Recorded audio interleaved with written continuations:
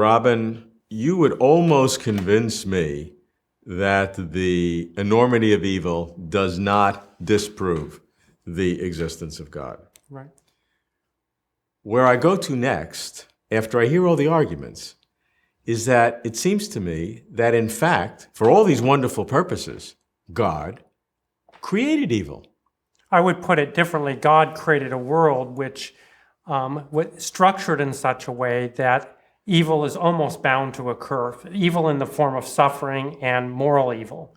Isn't that a cop-out? I mean, why don't you just come out and say God created evil? Well, the reason it's not a cop-out is let's think back to the conditions of free will. Let's suppose you actually gave somebody the free choice to do either good or evil.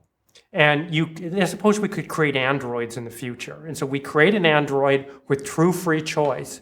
And that android goes around, as you see in a lot of science fiction movies, goes around and decides to use her free will badly and goes and destroys a bunch of stuff. Would you say the maker of the android created the evil? I don't think so. You'd say the maker created the android, neither good nor bad, and then it misused its free will. Well, but wait a minute. But I, as the creator of that android, are not omniscient.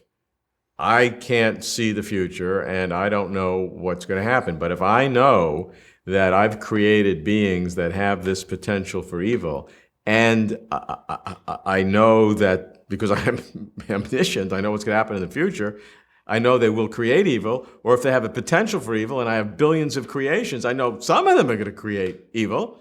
So I know statistically, probabilistically, if not omnisciently, that evil is going to occur, and I've created it. And to say that I haven't created it is...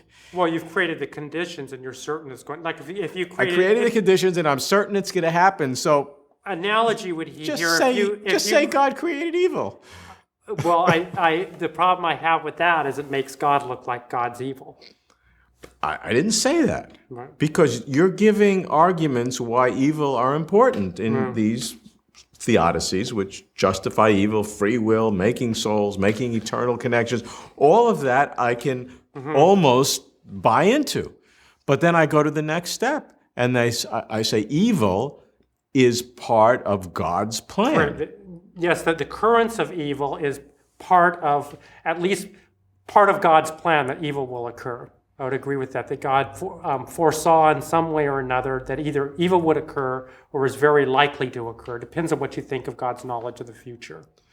Very likely to occur, but when you have billions of opportunities, it's bound to occur. Statistically, it has to occur. So the analogy would be like if I decided to create 1 million or 1 billion free-willed androids. We could just put them on an assembly line. And then I would create all these androids, and I knew some of them were going to use their choice badly. You don't know which ones. I know which one.